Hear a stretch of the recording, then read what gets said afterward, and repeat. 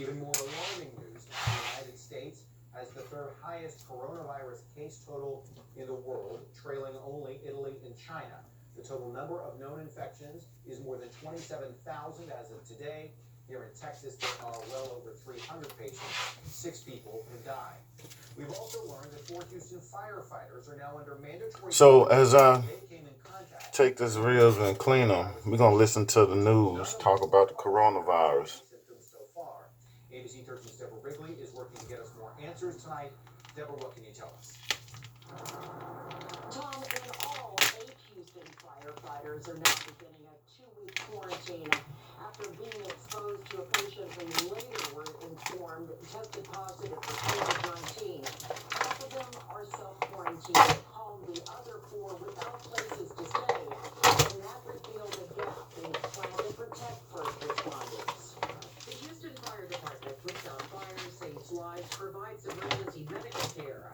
Saturday, a crew got a call from the department. What I can tell you is that HFD Infection Control notified our firefighters last night that they had, in fact, the patient did test positive for COVID, and the instructions, the order to our firefighters and paramedics were to quarantine for 14 days from the date that they had been in contact with that patient.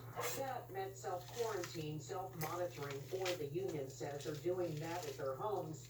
The others couldn't because of family situations, and there's no designated quarantine location yet arranged by the city for first responders. The union president says it raised the issue several weeks ago. Well, last night is a prime example. We had firefighters in need to be quarantined away from their home, 4 of them, and when we made the call to the city, they had not yet secured the dedicated facility.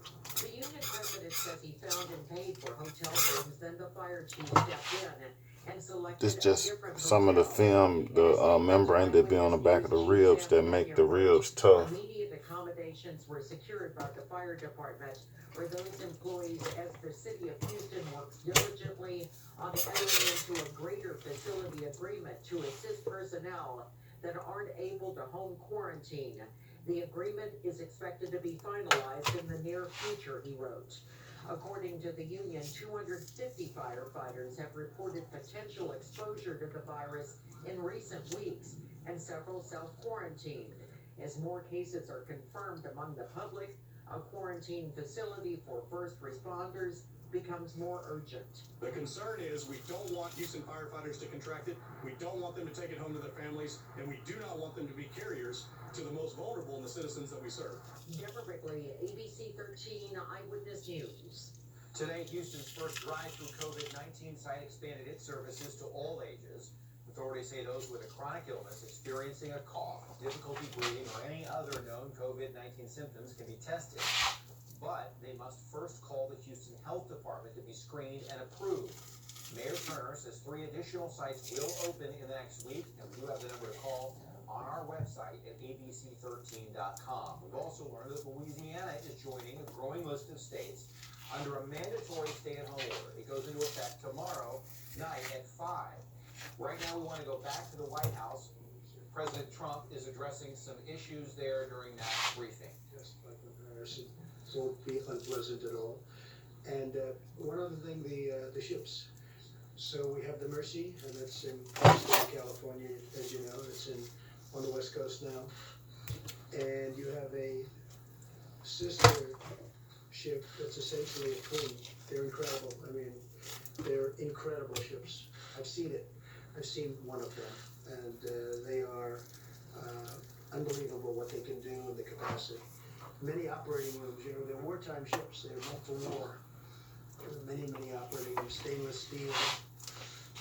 These rooms are as good as there is anywhere in the nation, actually.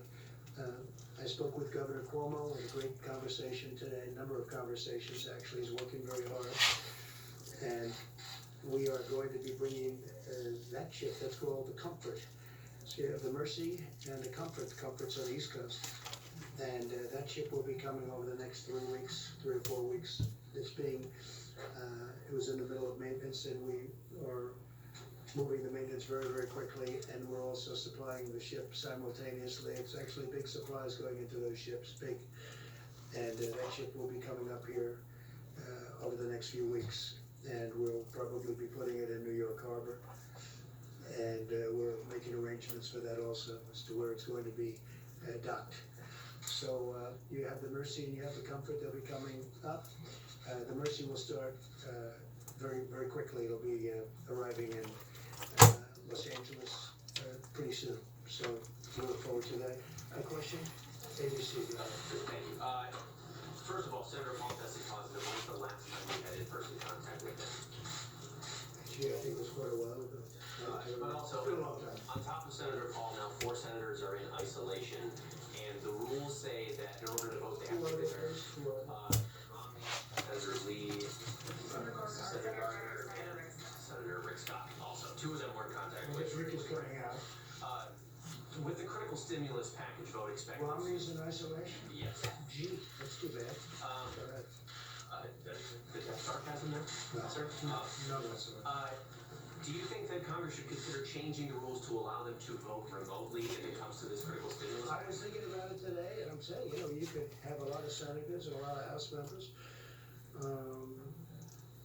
I spoke last night with a very, very good man who happens to be in the House, as you know, and he's just started, and he tested positive. So you could have a large number of people in there from Congress. You could have, between House and Senate, you could have a large number. And I think it's something, at least, I fully understand why you should be there. I think it may be a constitutional reason why you should, but we could be in a position where I would certainly be in favor of it, where they could vote from a certain outside location. I would be in favor of it. I was thinking about it today. We could be in this, look, with what's going on, nobody's ever seen anything like this. You could have a lot of people in there from Congress. And it would certainly be, they may tell me there's a reason constitutionally, and there may be, but I would be totally in favor of it on a temporary basis. It does seem like negotiations still have a ways to go in the stimulus package. Are you concerned about the timing at all? Well, we have an interesting thing, we all want to get to the same place, but we're different. We want to, and I just wrote this down just a little while ago, we want to protect the worker very much, so do the Democrats. We also want to protect the worker through their companies. We don't want to necessarily, we're going to help the worker anyway, but ideally they can go back to one of their great companies. You have great companies that are in financial trouble now, and we need money to help those companies so they get back into where they should be, health. Most of these companies 4 weeks ago